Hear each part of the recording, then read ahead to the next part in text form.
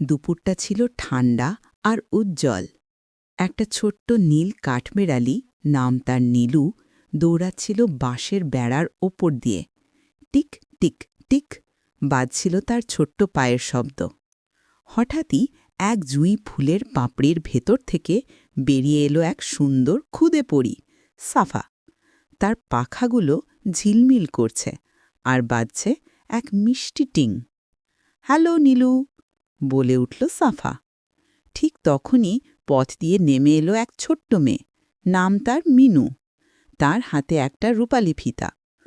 High সাফা, high Nilu, আমরা কি খেলব? অবশ্যই, বলে উঠল সাফা। আর হালকা এক টোকা দিতেই নীলুর নরম নীল লেজটা পরিণত হল আলোর তুলিতে। নীলু সেই তুলিটা দিয়ে বাতাসে ঘুরে ঘুরে আঁকল এক চিকচিকে আকাশপথ। তারা সবাই তাতে পা রাখল। টিনের ছাদ আর আমগাছের উপর দিয়ে ভেসে চলল তারা।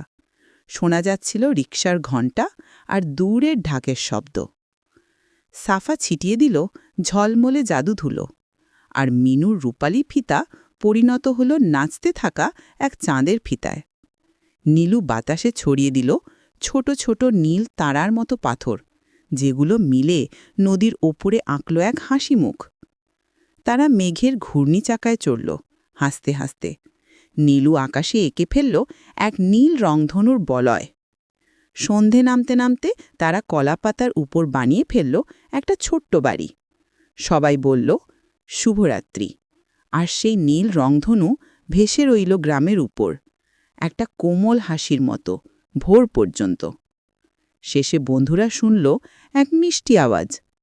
বন্ধুরা, এমন আরও সুন্দর গল্প শুনতে চাইলে আমাদের চ্যানেলটি সাবস্ক্রাইব করতে ভুলবে না।